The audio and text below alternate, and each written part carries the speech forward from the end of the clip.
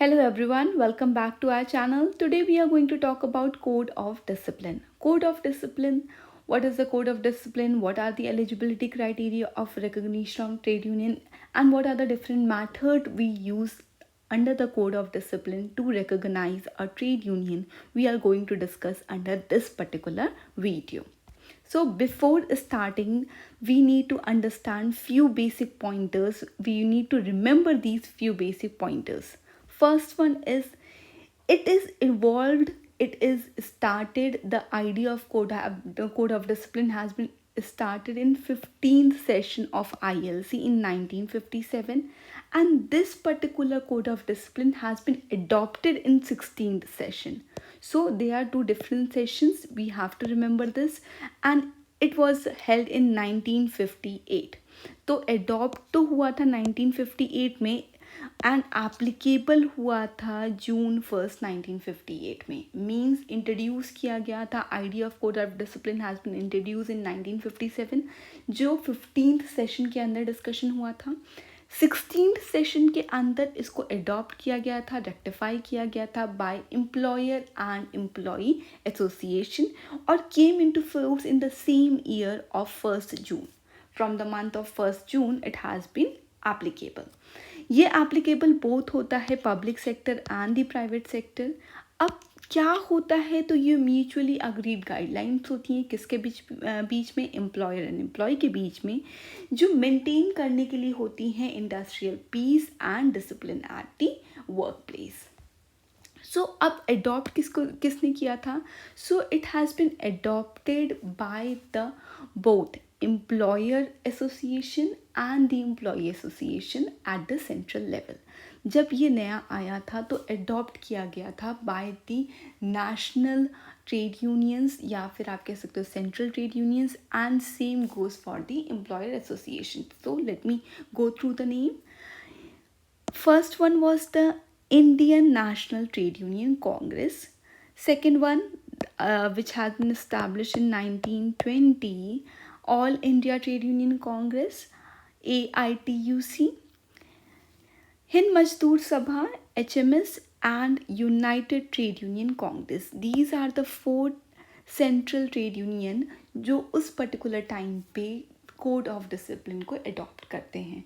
अगर employer side में देखा जाए तो all India organisation of employer, All India Manufacturer Organization and Employee Federation of India has been adopted the same.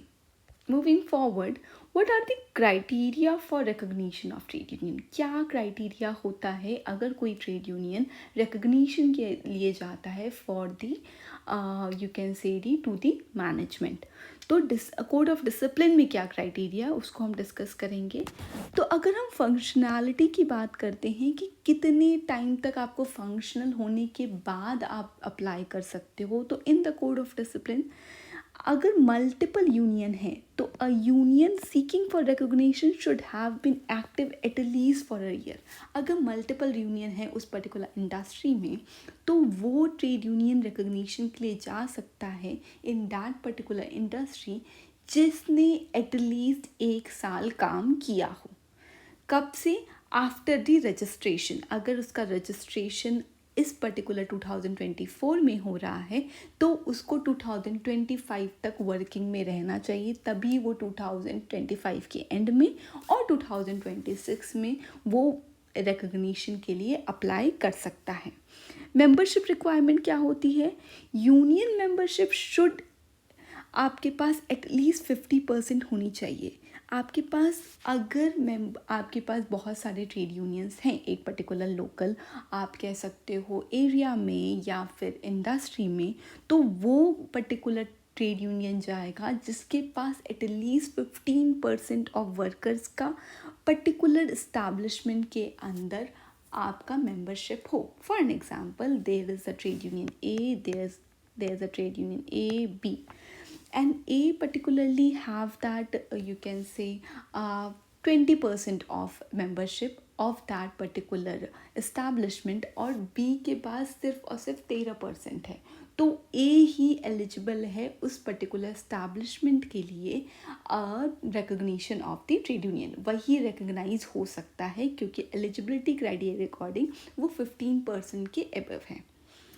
अगर हम, अब सिंपल सी बात है, 15% अगर कहा जा रहा है तो हम उसे वेरीफाई कैसे करेंगे? तो वेरीफाई करने के लिए आप उन्हीं मेंबर्स को काउंट करोगे जिन्होंने अपनी प्रीवियसली लास्ट 3 मंथ्स की या 3 मंथ्स की सब्सक्रिप्शन पे की है इन लास्ट 6 मंथ।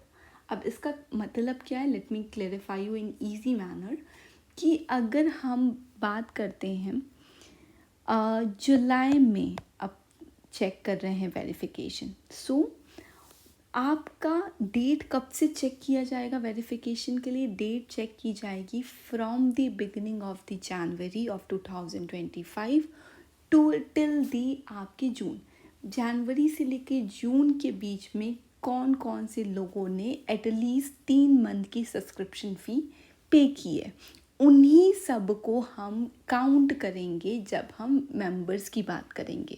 जब हम काउंट करेंगे कितने मेंबर्स हैं जो उस पर्टिकुलर ट्रेड यूनियन के अंदर खुद को यू कैन से दी काउंट करवा रहे हैं या फिर खुद इन्वॉल्व हो रहे हैं एज एन मेंबर, तो इस बेसिस पे यहाँ काउंट किया जाएगा। तो what it saying, I am again repeating, at least 3 month की सब्सक्रिप्शन पेड होनी चाहिए लास्ट 6 मंथ में। अगर 6 महीनों में एटलीस्ट 3 महीने की आपकी पे होनी चाहिए। मूविंग फॉरवर्ड,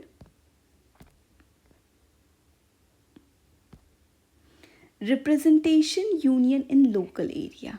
अगर लोकल एरिया में 4 to 5 ट्रेड यूनियन है और मल्टीपल ट्रेड यूनियन हैं तो एटलीस्ट आपके पास 25% होने चाहिए टोटल जितने भी वर्कर्स वहाँ पे काम कर रहे हैं उसके 25% आपके पास एज एन मेंबर होने चाहिए। 25% as a member, only then you can apply for the union representative या फिर recognise as an representative union. आप उस पर्टिकुलर एरिया के रिप्रेजेंटेटिव यूनियन की तरह रिकग्नाइज हो सकते हो only when you have 25% of members.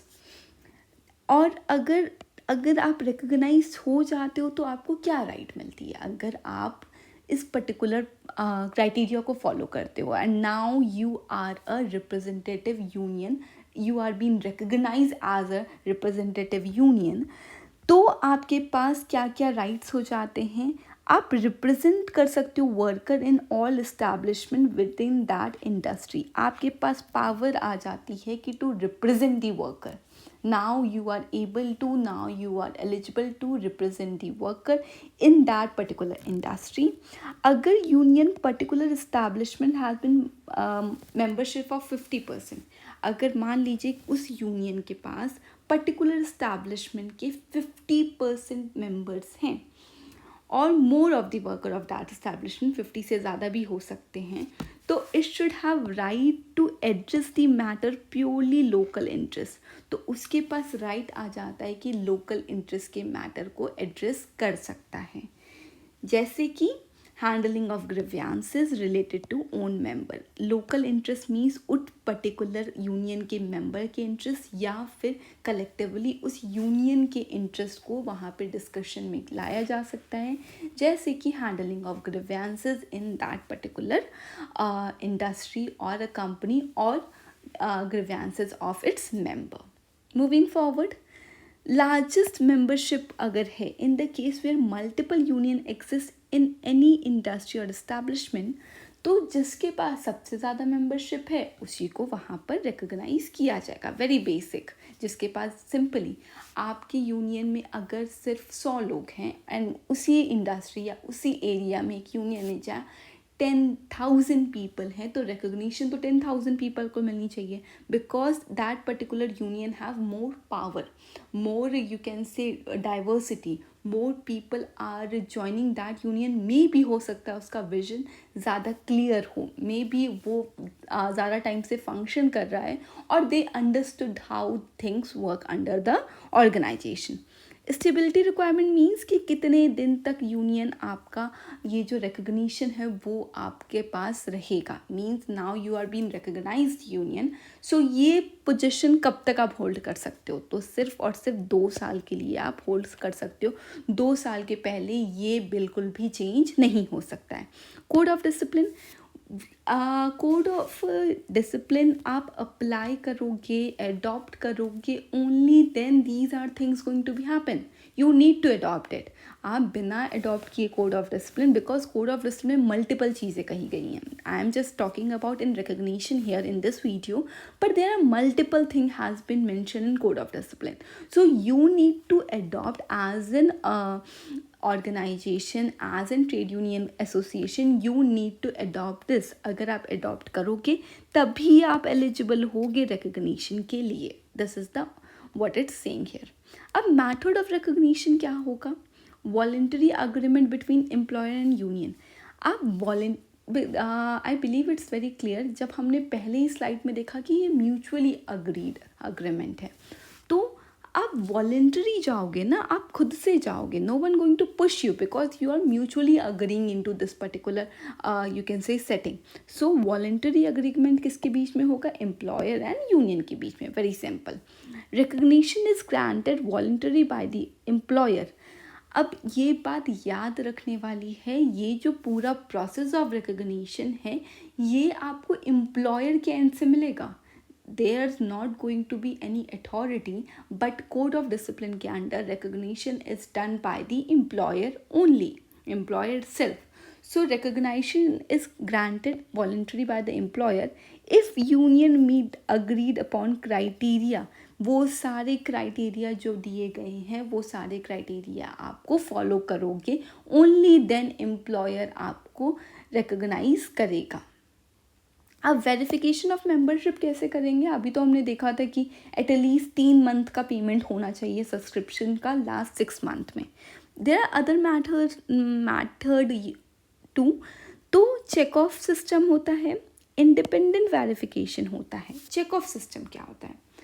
जहाँ पे यूनियन आपका जो यूनियन के फीस होते हैं वो डिडक्ट कर लिए जाते हैं from the wages at the end of the you can say the employer। आप as an worker आप वहाँ पर क्या देते हो? अपनी willingness देते हो कि I am going to pay subscription to this particular union, तभी आपके सैलरी से डिडक्ट किया जाएगा। तो चेक ऑफ मेथड में आप जा सकते हो और देख सकते हो किस किस एम्प्लॉय या कितने नंबर ऑफ एम्प्लॉयज़ ने ये पर्टिकुलर यूनियन को ऑप्ट किया है। तो you would have a list और वहाँ से आप मेंबरशिप वेरीफाई कर सकते हो। इंडिपेंडेंट वेरिफिकेशन क्या होता है? इसमें हम लोग सिंपली सीक्रेट बैलेट के थ्रू आप कर सकते हो, जहाँ पे बेसिकली क्या होता है, आपके जितने भी एलिजिबल वर्कर्स होते हैं इस्टेब्लिशमेंट में वो वोट करते हैं। They are going to vote कि किस पर्टिकुलर ऑर्गेनाइजेशन को मुझे एज एन चूज़ करना है, यू कैन से माय यूनियन, और किस पर्टिकुलर को मैं सपोर्ट करता हूँ, किसका मैं मेंबर बनना चाहता हूँ, किस में मैं इंक्लूडेड हूँ। तो ये आपका सीक्रेट बैलेट के थ्रू हो सकता है और inspection of membership record mutually agreed method पे हो सकता है। This is possible. So election of secret ballot system in which all eligible workers in establishment vote for their preferred union। already told you जितने भी eligible होते हैं वो अपने preferred union के लिए वोट करते हैं। typically conducted by a neutral agent. अब सिंपली एक न्यूट्रल एजेंट, अब आपका अगर यूनियन मेंबर ही कर रहा है तो मे भी पॉसिबिलिटी हो सकता है कि बायसनेस हो सकती है। ऑफन वो कौन होता है? रजिस्ट्रार ऑफ द यूनियन होता है या फिर रिजेंबलिंग जनरल इलेक्शन के थ्रू कोई ना कोई एक ऐसा पर्टिकुलर पर्सन आ सकता है। अब एडवांटेज क्या होते हैं या फिर पर्क्स क्या होते हैं? I am so sorry, it's just getting erased। Advantage refers to, we are talking about perks क्या होते हैं। आपके पास नेगोशिएशन राइट मिल जाती है। Now you are able to और in a position to negotiate because you are been recognise by the management. तो आपके पास नेगोशिएशन राइट ज़्यादा हो जाता है, आपके पास position to stand in a negotiation ज़्यादा हैवी हो जाता है। आप डिस्प्ले कर सकते हो नोटिस को। Now you have ability, now you have power to display the notice in the premises, आप प्रेमाइसिस में भी नोटिस को डिस्प्ले कर सकते हो regarding the trade union, regarding the working, whatsoever, जो भी कुछ भी ऐसा ऑफेंसिव नहीं होना चाहिए, but notices you can be display in the premises of the organisation. Collection of the dues, आप ड्यूज़ भी कलेक्ट कर सकते हो प्रेमाइसिस में। रिप्रेजेंटेशन इन इंक्वायरीज, जहाँ पे भी आपके रिक्वायरमेंट होगी रिप्रेजेंटेशन ऑफ वर्कर की, वहाँ पे आप अपने मेंबर्स को, अपने ऑफिस बियरर को, अपने यू कैन सी लीडर्स को, व्हाट्सएवर, मतलब और यूनियन के थ्रू वहाँ पे रिप्रेजेंटेटिव जा सकते हैं। Example, work committee have the representative of employer and employ. तो एम्प्लॉई के जो रिप्रेजेंटेटिव हैं वो कहाँ से जा सकते हैं, रिकॉग्नाइज्ड यूनियन से जा सकते हैं। Nominees in work committee already mention, और ये सोल बार्गेनिंग एजेंट की तरह वर्क करते हैं, इनके पास पावर आ जाता है to solely they can bargain as an agent there. So that's all for today. I hope this video going to help you a lot to understand what is code of discipline.